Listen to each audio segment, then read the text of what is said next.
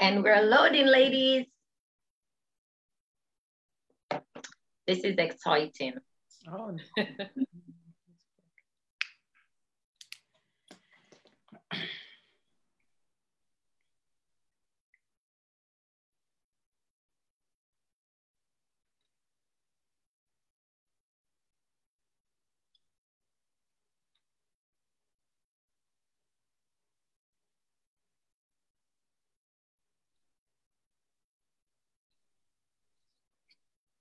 Hello, ladies and gentlemen, and welcome back to the Empowerment Show. Oh my God.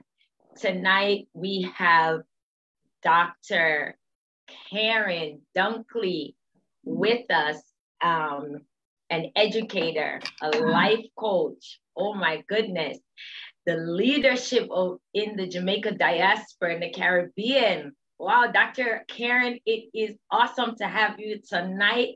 We are excited to have you on our show, being our first guest for 2022.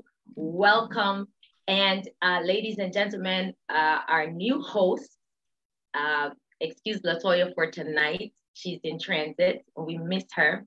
Mian is here with us for the first time. Welcome, Mian. We're excited to have you on our show tonight. And for everyone that is watching around the world, those who are listening in St. Kitts and Nevis, I want to say thank you all for always being such a strong tower and a strong support. So, Mimi, take it away before Dr. Karren say anything. Okay, hi, my name is Mian, aka Mimi.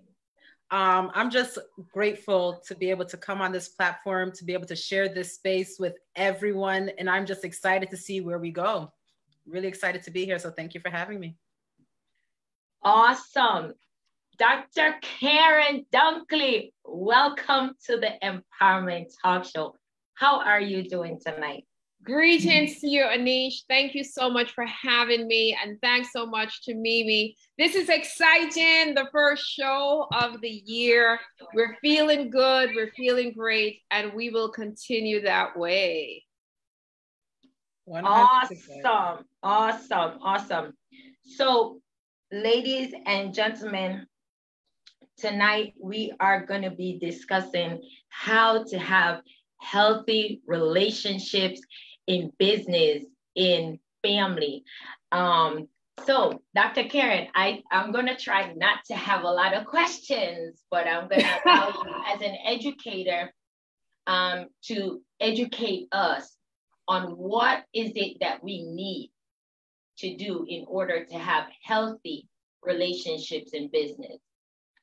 That's really a powerful question. When I saw your topic, I said healthy, right? So we have these relationships in business, but when you say healthy, it's qualified. And I thought about the ways in which we as women, and thank you so much for the platform. And really, I don't want to say congratulations because I don't want to diminish the effort and the value, but just really, it's coming from a place of this is just an amazing platform. And we're wishing you and your entire team every continued success to raise these issues for women.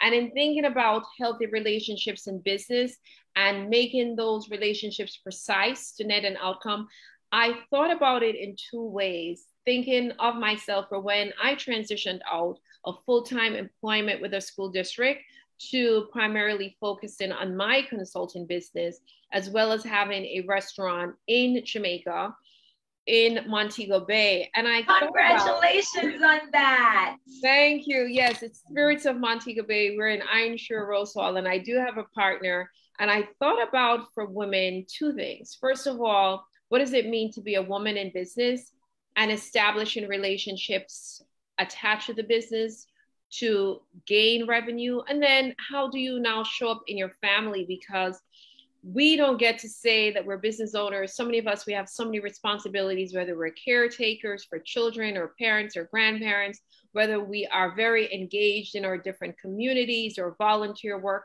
especially women of color. And we don't give ourselves permission to multitask and permission to say that I'm going to focus on my business because we consider that a very selfish thing to do. So how do we establish healthy relationships? The first is if Anish, and I hope I'm pronouncing your name correctly, is to talk about. Yes, you are. Yes. So healthy relationships just in terms of other businesses, right? How I'm interacting with, whether they're prospective clients or partners of mine. I would say that our mission and vision and brand must be very clear. With K&D Consulting, when we first, I did this company years, like in 2007 or 2008. We did not become fully active until 2017. You're talking 10 years later. And a part of that healthy relationship is really being intentional about building a brand. It's about ensuring that we leverage relationships with who I'm going to call the bridge builders. There's certain people in the industry, Mimi. So for example, you have this Women Empowerment Talk platform. There are going to be certain niche partners that you will need to know, and they will need to know you. So when they have a woman of power, of substance, that they can say, hey, you know, you might want to consult with this sister. You might want to collaborate with her on this project. Like I see you, like we're with the Jamaica diaspora. We should, for Women's History Month, be thinking about what can we work with Anish and Mimi on in terms of women's empowerment for March 2022. And this is a huge year. Globally for our communities as well, especially for those of us who are Jamaican, as we are on our 60th anniversary. We now know that 64% of all small businesses in the United States actually are started by women of color. We know that it's women across all nationalities and ethnicities that we exited the workforce in very high percentages because of COVID-19. But out of every crisis came an opportunity. And the opportunity that emerged for women out of the COVID-19 pandemic was to create these healthy relationships around brand building. How can we monetize all of our knowledge, all of our resources, so that building brand is really critical. Healthy relationships in terms of the mission and the vision, because women are nurturers, and so many of us are reconnecting to what we call that feminine energy. We want to save the world. We really have to know when we say no, or when we say this does not fit and it does not align. We have projects all the time. It can no longer just be, oh my God, it's a quick dollar, or I can make this money. If it doesn't fit, if it's not a part of the brand expansion, if it's not a part of the mission and the vision and the value add, then absolutely that part of that health of yourself as well as your business is simply to say that, look, this is not a fit, but I may recommend this other person, right? This other sister who can be a good partner. So value brand, and really, I'm going to say, staying true to the mission, vision, and the values of the organization. And then the third around healthy is reflective, transformational. Oftentimes, women are perceived as very emotional, that we make Yes. emotional decisions. You know, if we're tough, they say we're acting like a you know what, yes. And we're right defined and characterized with male energy, or in derogatory terms as women. Mm-hmm. And so the third part of the healthy relationship is emotional intelligence, self-awareness.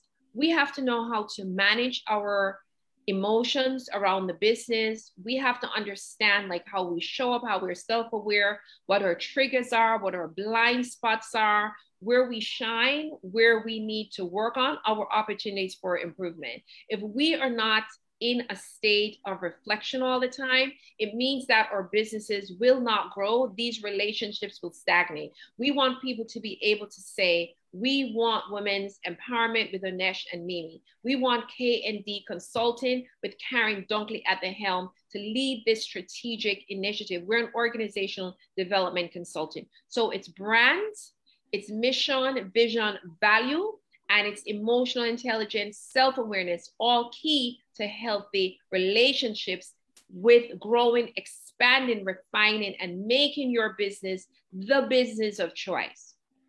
So, Dr. Karren, let me go into this. and just say to everyone, business owners, whether you're in business, you're not in business, you're thinking about going into business. First, you want to think about your mission, like Dr. Karren said. But Dr. Karren, you made a bold statement that we women are emotional beings. How do we control our emotions while we're doing business? Yes, how do we balance that? How do we balance that? Yes. Right. I love that word. I love that word, balance, right? I think, again, as emotional creatures, and so there's this interesting narrative and storytelling around, you hear everyone now, women have to get reconnect to their feminine energy, because when we're in the workforce, we're in our masculine energy. So we come home and we're like in this energy where we're no longer caretakers, but we're like rah, rah, rah, just like, if our spouses, if we're into men, right? And so for those of us who may have husbands, we're like rah, rah, rah. And here you have where we're in the business community and we have this very high testosterone, but we get back to our personal lives, and that requires estrogen. That requires the softer side, the caring side. Meaning you speak about balance. And I think the way to do that is to code switch and compartmentalize. When I am at work, I am at work, right? And so when I am the boss, I am the boss, right? And so even though I'm getting to consensus building, we're making those hard decisions. We're doing the honest labeling. We're doing the work, because in the workforce, especially when you are a woman, it's important that you show up and you perform. Because if we do not perform, people are going to say, see, we told you that they're not competent, that they're just not ready yet, that they're not qualified, especially as women of color. We're under this tremendous burden to over and outperform, because the level of expectation attributed to the inequity and the systemic racism and misogynism in the society requires that, especially of Black women. And so when we get home, it's important to code switch. Our husbands are not our co-workers. I'm going to say our partners, right? Because it doesn't have to be a husband, but whoever our partners are, they are not our co-workers. We're not the boss of them. That is where we bring our softer, nurturing, conversational, caring side. And that being able to compartmentalize and code switch is important. I am not embarrassed to say to you, Anesh and Mimi, that when I'm at home, I'm very domesticated. I was raised in a Caribbean household, and by virtue of being raised by a traditional Caribbean mom, she insisted that we learn how to cook.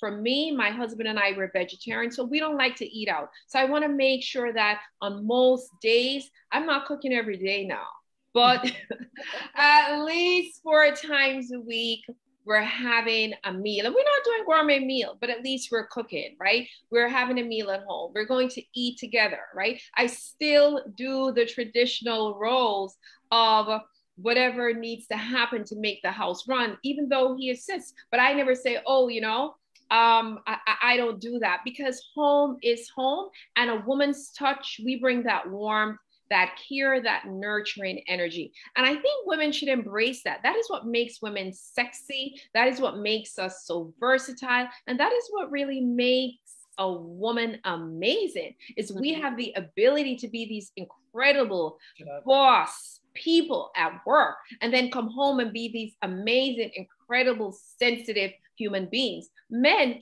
cannot do that. They're not able to code switch in that manner. I see that. I love how you talked about code switching, because I know a lot of times we also do it when we go to work. We do kind of have to code switch. But then what about the women who actually work from home, and now they have to juggle working from home, being whatever type of boss they are at home, and then they have to juggle their husbands, and then they have to juggle their kids. Like the whole balance of feminine and masculine, it kind of, gets out of whack, because you are juggling so many things at one time, and you're doing it in the comfort of your home.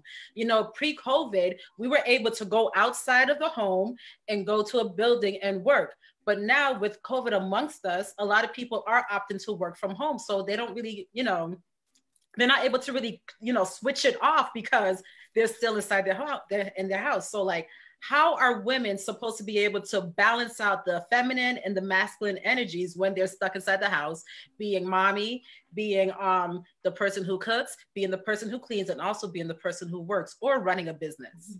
That is an excellent question. You're right, because everything you've stated so elegantly. So I happen to do, especially during COVID, I had to do a lot of work from home.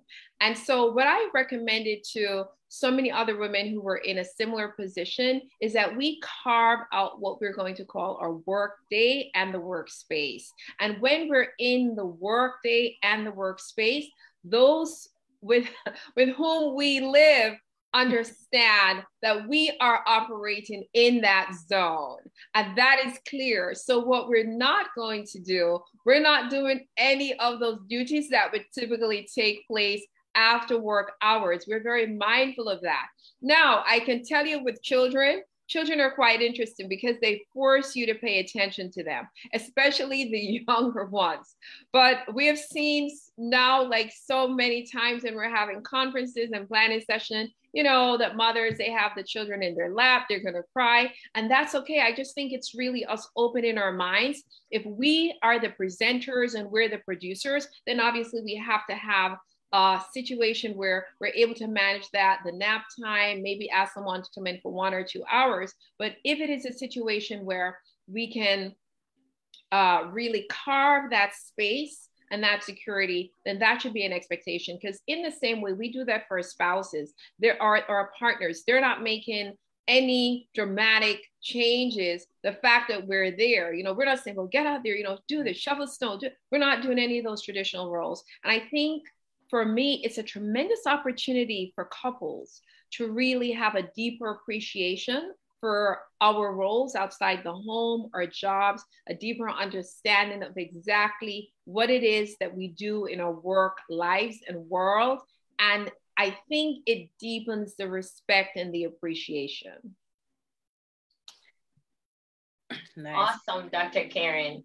It deepens the appreciation. I think that a lot of times we take for granted. We take our spouses for granted. We take our friends for granted, our business partners for granted. And we should really work and focus on deepening our relationship, our appreciation, having that gratitude, that form of gratitude for those that are around you. And I like how you state that women, you know, having that switch to be able to get home and have that nurturing ability. Nowadays, we find that we are more masculine. The man works, we work, we put the paycheck down, we want to compete how much money he makes. He makes more than me, so I'm going to work a little harder to make more than him. It's now a competition at home.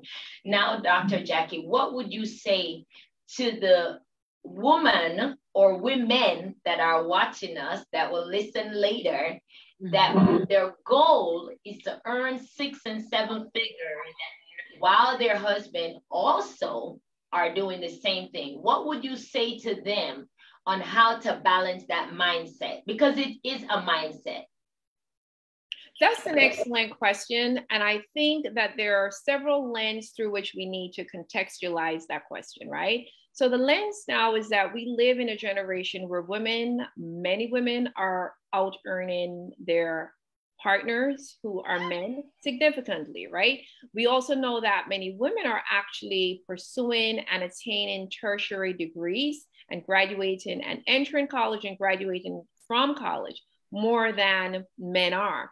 And so as we think about this balance in this dichotomy of women who become top earners, as well as who might even compete to do that and say, hey, you know, I want to make 6 figures, I think we should empower them. I think we should encourage them. I think that we should open the networks to allow them to do this. What we have to be mindful of is that just because we have this top earning, or what would be considered that we're earning well, it does not therefore mean that we need to emasculate our partners who happen to be men in our lives. It doesn't necessarily lead, there's not a straight line. that is absolutely not a logical conclusion that I must now say, oh, gee, but look at me, I'm earning. And therefore, this now gives me the right to emasculate you, to demean you, to deride the man with whom I'm building this community. And I think that we have to get really clear, because let's just put this on the table. Let's do a real talk. Yes. Feminism has not helped women. It did not. And people say, well, what she mean? What's she talking about? It did not. No. If you look what feminism has done, it has compelled us to work just like men do, just as men do in the workplace, to work these really stressful, strenuous jobs. And that's Jackie, repeat that again. Feminism really has worked against our interests as women. Many women, and first of all, women of color, Black women cannot be feminists, but that's another conversation. Yes, it is. Yes. That's a whole other, I'm not going to even digress. However, this notion of what we describe as feminism in the United States and global feminism really has been harmful to women. Because here we are asked to work like men, perform like men, which we can and we do, but then it did not decouple any of the other expectations around being a woman, around raising children, around now taking care of the household, around taking care of the family. So what we have done is actually increase the emotional and the psychological burden of what it really means to be a woman, which is why we have so many women having to really, their mental health, like if you look at the rates of just mental health needs among women across the globe, this is why, because really the kind of emotional support that we need and require cannot come from men, because men are operating in this very, this is why we need our girlfriends. This is why we need our sisterhood. This is why we need me, and this is why we need a niche, because I have to sit, because you can empathize and understand my walk, that, hey, I've just done a long day at work. I've had a tough day at work. I've had all these situations, and now I come home. I'm supposed to be soft and kind and cook and clean and take care of the kids, take care of my parents, checking on my friends. And then also help support my partner's emotional needs. So we really need to take a look at, when we're saying feminism, what are we really asking for? I think equal rights is very different from saying I'm advocating to have this life, because it's really more oppressive than we realize. Yes. I agree with that one. Because what we do is, as women, especially African-American women, as Black women, we tend to put it to a test, basically. Like we're trying to compare the fact that we have the power to do something, and we mistreat and misuse that power. Now, Dr. Jackie, I know my phone is gonna, I know everyone is gonna text me and ask me, why did I touch on feminism? Because I was speaking to a friend of mine, and I said to her, one day I want to ask a question. What happened to women? Are we masculine or are we feminine? What is happening to us? I feel like in the Black community, feminism, yes, that's a problem, but in the Black community, we have this label as being strong Black women. So it's true. Yes. What is happening to us? We have that label, I am a strong Black woman, but that is a label that has really torn us down if you really think about it. Absolutely. And it's the burden of being the Black woman. So here's what has happened. Here's the lens, right? The truth of the matter is this, and this is based on empirical evidence, it's based on wisdom of practice, it's based on lived experience. The strong Black woman has emanated out of the notion that for a myriad of reasons, Black women in the United States have had to carry the burden of family, of responsibility, right? Yes. And we know that's an extended conversation of how America has placed the Black man in what I'm going to call a subservient position, right? Mm-hmm. And now I don't want them to throw you out, but the Black male himself has also, to an extent, maintained this position. And we're not speaking in absolutes. What I'm saying is the system. It's almost like silence means consent. And we have like consented to a system that denigrates our men. And we have consented to a system now where they're saying that 72% of children who look like me have been in education for years, that they do not have a father in their life. Never mind a father in the household, just in their life, right? And so we need to unpack all of these reasons why this systemic denigration, trying to diminish the role of the Black male, has happened. So the strong Black woman, we took on that label, but this is why our rates of suicide, we have increased, right? Because we're strong, but what is the strong? Like Black women, we're not allowed to be soft. We're not allowed to cry. I've seen my counterparts who do not look like me. They could break down at work. They could collapse. They could have a tough day. Black women are not allowed to have a tough day. Malcolm X, when he said that the Black woman in America is the least protected, that our allies are few, Malcolm X was correct. And so we wear a mask. This strong Black woman, Mimi, is a mask. It's a facade that we give the rest of the world, because there are many times that I just feel like I just want to be me. I don't want to be a strong Black woman. I want to respond just like any other woman should be able to respond. Mm-hmm. But society has put this demand on us, and we have continued this demand on ourselves. So we know it's like we're asking permission. I have to ask your permission to be a woman. I have to ask your permission to be a Black woman. I have to ask your permission to be soft. I have to ask your permission to want to be passionate about my community. I have to temper my emotions because I need your permission. This is where we are. And we have to absolutely fight against that stereotype. But Dr. Jackie, Dr. Karren, do you believe that because we don't give ourselves the permission to win, that it affects our relationships in business, in marriages, in friendships? Yes, but our men, listen, this is we need men as allies, right? And so what has happened is our men, I have to tell you that sometimes some of our men, they place these stereotypes on us too, and they perpetuate these stereotypes as well. And as women, you know, it's the only group, I can't tell you how many times, when I hear sometimes how we speak about each other, how Black men speak about Black women, I have to tell you, I have never seen, it's a very high level of disdain and disrespect. And we have to wonder what is the seed of that? And to me, there's some disconnect, because if you go back to the 60s and you go back to when we came out of Jim Crow, the Black family was elevated. The Black man held the Black woman in high regard, in high esteem. They were our protectors. Yes.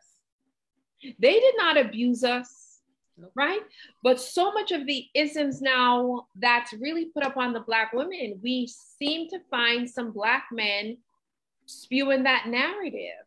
And these Black men have a platform and they think it's okay. Yes. The women who are winning, you know, like even like where has marriage gone? I'm not a purist or a traditionalist, but where is that need to elevate the Black woman to a wife? Why aren't we having those conversations? Why is it that the Black woman is the least married woman in the United States of America? When did that shift occur? You know, so we need to think about. But Dr. Karren, that shifted when we took on the title of saying we are strong Black women. That's when that shifted. When we took on the role of a man and forgot the role of a woman. We decided that we were not going to hide. We're no longer going to be the slaves at home, but it's going to be equal rights and justice. And I believe that that's what transpired in our minds, in our generation. That's what's happening around us. What transpired is the fact that the Black man was taken out of the household for many reasons. Number one, they were killed. Number two, because of the prison. So because they were taken out of the household, what happened to the women, the Black women? We had to stand up to be both mommy and daddy within the household. That's where a lot of this issue has transpired from, is when they started to kill our Black men and take our Black men out of the homes. But how Yes, do we, Amy, and also, how you're do we right. come back from that? We haven't. And to gain access to social benefits, to housing, you could not have, my understanding is you cannot have a man who resides in the house. So exactly. Then the choice is therefore, if I need any kind of benefit that are government aided, then it means that the Black man has to disappear.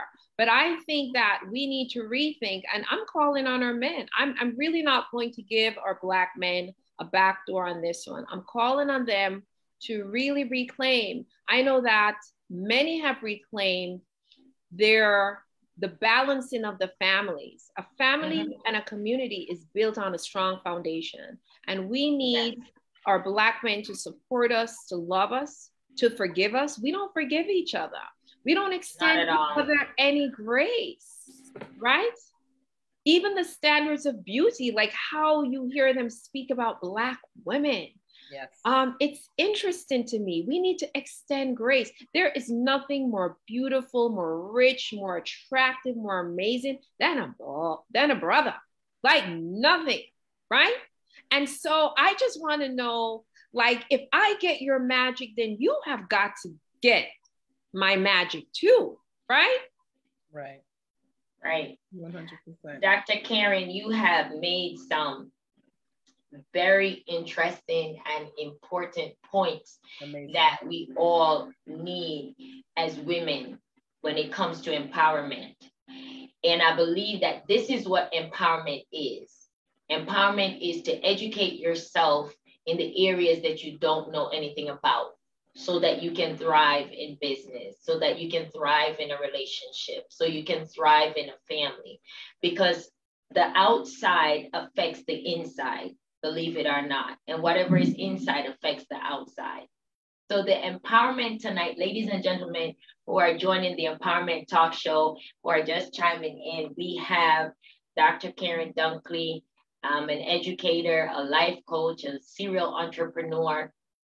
And she has made so many shifts in Jamaica, in the infrastructure of our country. And for that, as a Black woman, I want to say thank you for educating our children, because when I was growing up, you know, we had teachers, but they weren't as educated as this era.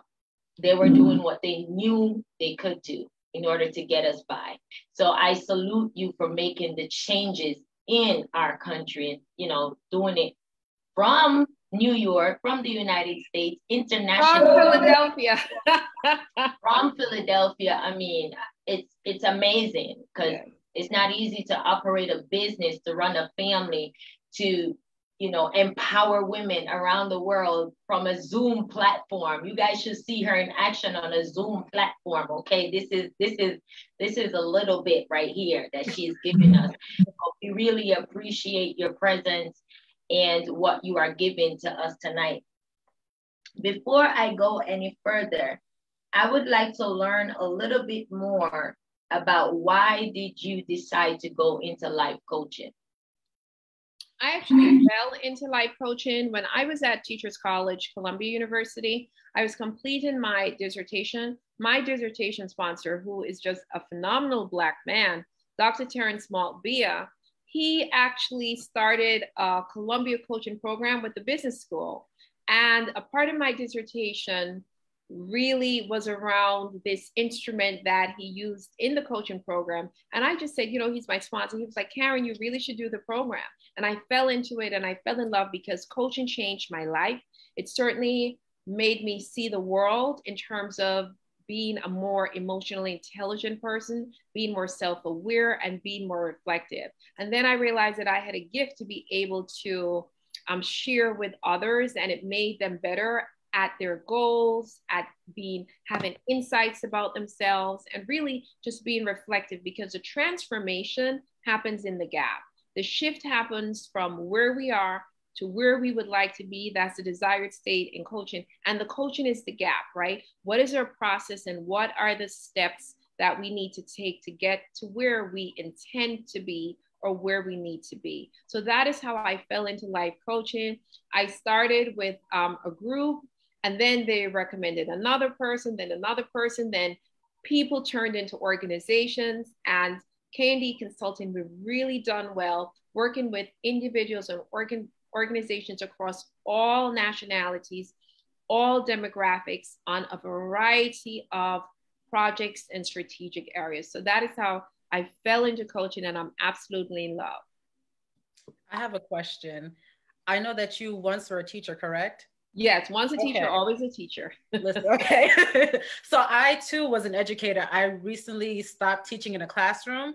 I wanted to know, how has your teaching experience affected or impacted your life as being a life coach? Like, do you see any correlation between the two? That is absolutely brilliant. So I think one of the things, and you know this, Mimi, just having taught, is that especially when you work with children, right? So I have done teaching across the K to 17 continuum, elementary, middle, high school, you know, and college, right? And so now I have a class, a group of aspiring leaders, they're adults, and they are aspiring to be principals, and I'm their professor of practice. And what teaching has taught me from the children always keep you honest. Yes. And they keep us honest because they speak the truth. And they speak the truth because they have nothing to lose. And I always tell adults that children are the most honest persons that you will meet, because they're innocent to being hypocrites. They're innocent to being politically correct. And what you get their raw, unfiltered, delicious selves. And so teaching has informed my life coaching by really giving me a lens to look at my coachee through a non-judgmental lens. And that's what I've learned from the children, is not to judge, but really to allow people to show up for who they are and really to see them. And oftentimes we live in a society where we don't really see people. So because I've worked with children, and I continue to with my clients, I work with quite a number of school districts and schools.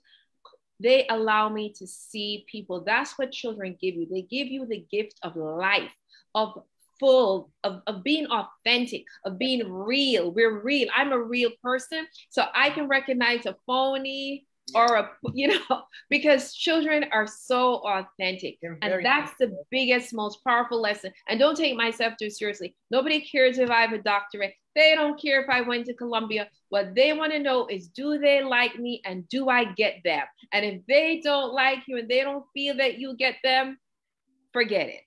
You lost them for the school year. I used to tell that to my teacher friends all the time. Like, once your student knows you and they understand you and you understand them, the relationship will be great.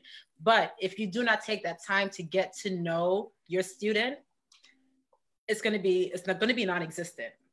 Yes, like, and Mimi, isn't that the truth though? You're 100%. Not, it's like 100%. Like, I've made sure that I'm sorry, go ahead. No, you go ahead. Oh, no, I'm saying, like, when I was a teacher, I would make sure that I would have a personal relationship with each and every one of my students. I made it my pride and joy to make sure that I knew every single last one of them. What are your likes? What are your dislikes? What's going to annoy you? Am I in your face too much? Am I too close? Oh, you don't like me to touch you? I won't touch you. You know, and I mean, this is like 20 to almost 30 kids in the classroom. But it's very important to form those relationships because, as you said, like, if the kids, they know. So if they know that teacher doesn't like me, what's going to happen? They're going to act up. You're going to have a great year. That is exactly right. You stated it. And they will, I think I got a Facebook message, Mimi and Anish and listeners on Facebook, viewers, you might appreciate this.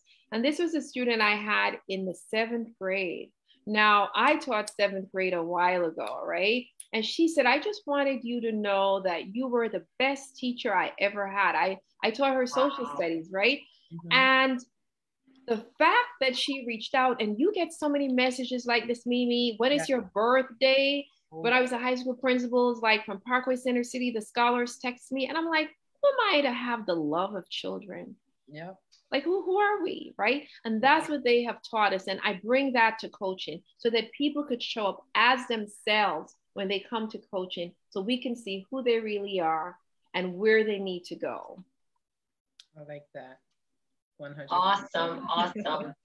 Thank you so much, Mian. I have one question before we wrap it up, Dr. Karren, and we will be having you back to empower us again and again and again and again and again and again. Yes, we will have you back because I believe that what you have to offer the world is something phenomenal and it changes lives. It not will, it is changing lives. Yes.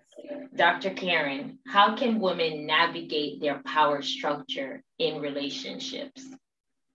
In business relationships or personal relationships? Personal relationships. Oh, that's a great question. So I think the fact that we're talking about a power structure like really makes me like, wow, because relationships truly are partnerships, right?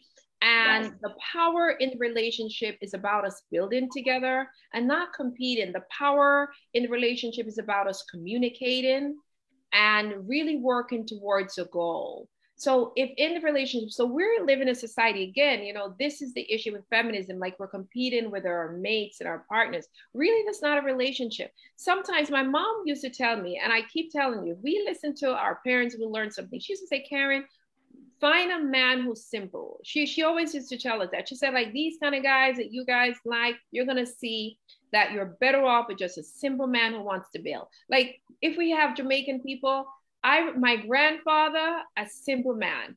He had a farm. We said, go to bush in St. Elizabeth, and he would bring back the yam and the cocoa and whatever for my grandmother. A simple, simple man. The bills need to be paid. The kids, really simple. So to navigate the power structure, I would say that it's not a competition. That structure, just take out the word power, like who's more. Someone has to lead and someone has to follow. We might lead on different things because we might lead where our strengths are. We hear this all the time. Some people are just stronger and better at finances. Some people are stronger and better at planning out vision and future goals, like next moves, right? Some people are just excellent at navigating conflict. Some of us have amazing partners. We're having difficulties, whether it's in, you know, our volunteer organizations. They're great to listen and say, here's what I think. My husband is really amazing at that. He could stand outside and be like, Karren, it's you. Because this is what I know, or this is what, or you're being too hard. So I just think we lead to our strengths and we focus on building, especially for Black people. We are already in a hostile environment. We cannot go out to war and then come home and we are at odds with each other. Like we're fighting a battle in our home, in our own homes. Come on. No. So let's build, like, what are we building? Listen, the legacy is not in the creation of the wealth. It's in the transfer of wealth. We don't realize that. So we leave our children debt. It's not in the creation, it's in the transfer. That right there just hit my soul. Ladies and gentlemen, it's not in the creation of wealth, it is in the transfer. And my husband gave me that, by the way. He told me, I can't take credit. I have to say, he did. Kudos to your husband. You know, because the good book says that a wise man leaves an inheritance for his children's children. Yes.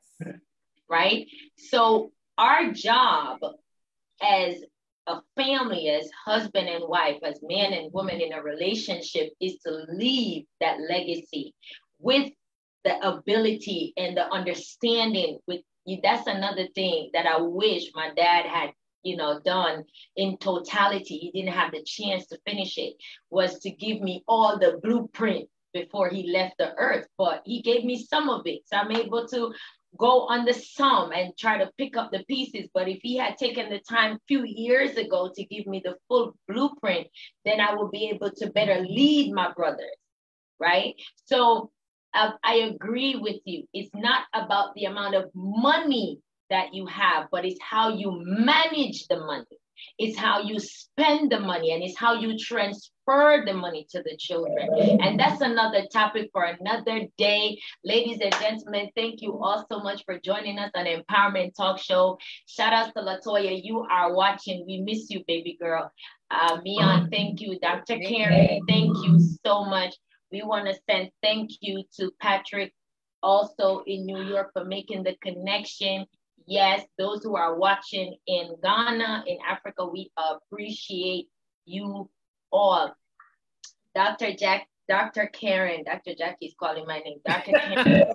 I want to meet her though. Dr. Jackie is the midwife here in Connecticut. Awesome life coach and leader. She's somebody that I really respect. I think she's talking about me. I've been calling her name for a while. So Dr. Jackie, if you're watching, God bless you. Dr. Karren, do you have anything else to share with us Black women? We're not again, ladies, if you're watching, we're not stereotyping and we're not discriminating. We are just empowering the race of women. Whether you're Black, you're white, you're purple, you're pink, whatever you are, whoever you are, once you're a woman, this is for you. Yes. But we're being tough on the Black woman tonight. That's it. Yep. And we absolutely can. And let me just share this. Two things. We're going to create the wealth, transfer the wealth, and then we need to have the conversation about how we teach our children to take care of the wealth and to multiply the wealth as well. But I sit in circles with different nationalities and ethnicities of women, and they'll invite me. And let me tell you, they talk about issues germane to their nationalities and communities, and they don't for a second feel uncomfortable that I am there. So I never feel uncomfortable when I have to address and speak to Black women. All the time. They'd be like, Karren, come, I want for you to hear this. And you're sitting in a circle, you're the only one, you're the guest, and you better just listen and see if there's any nuggets that we're able to take away to impart to our community, as we do when we invite them to our spaces, right? And yes. And we just have to appreciate that because it's all in love, right? Black women, for example, we have a high mortality during childbirth. We're dying of cervical cancer. So when we're addressing these issues, we understand that we're addressing issues that are germane to our community that we need to address and fix. That's our responsibility. So we have to talk to each other. So my parting words is this, that the Africans have a very wise saying, and I'm not even sure which country in the continent of Africa, but they say that we have to remember our sister's song. And the reason why we remember the words of our sister's song, we have to learn them, is so we can sing them back to her when she has forgotten the words. And so that, I think, those are my parting words, is let us remember the words of our sister's songs so we can sing them back to each other when we forget who we are, when we forget the dreams that we may have, when we forget the goals and the aspirations and who we are. Let us continue to sing our sister's songs back to them so they can go back. They call it Sankofa, and fetch what is theirs. And that is my commitment. So thank you so much for having me. I love that. I love the saying, Sankofa. Yes, I love that.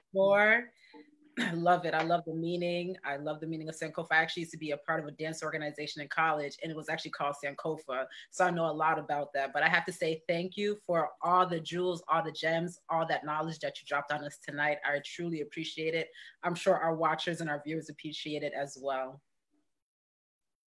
Thank you. Yes, thank you, Mian.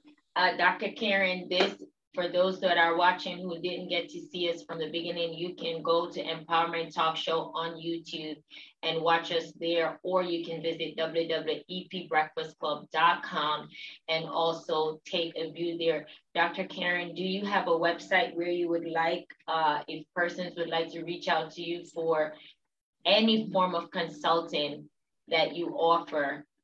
Sure. Thank you so much for the opportunity. So I'm going to invite them to absolutely send me an email at profdunk@hotmail.com, profdunk@hotmail.com, and they can visit our restaurant. It's Spirits of Montego Bay. We're on Facebook and Instagram. It's Spirits with a Z, SPIRITZ of Montego Bay. And so we look forward just to hearing from you, and we thank you for your support. And as I'm going to say in Jamaica, walk good. Yes, Uno wa good. Yeah, Dr. Jackie just bring out the patois. Yes. All right, Dr. Karren, thank you so much. Mian, everyone that is watching, we salute you all. Thank you to the staff of the Empowerment Talk Show. We appreciate you all. Next week, ladies and gentlemen, Latoya will be here and we will be having back Dr. Astrid Batchelor out of Kingston, Jamaica. She will be talking about relationship in terms of our health and how for women to deal with PCOS, endometriosis, and you name it. She was here last season and boy, it was amazing. So hopefully she will get the space and the time. If not, we will still see about it. So thank you so much, Dr. Karren. You have a wonderful night, and we will definitely have you back on the Empowerment Talk Show. Ladies and gentlemen, have a great night. Have a good night.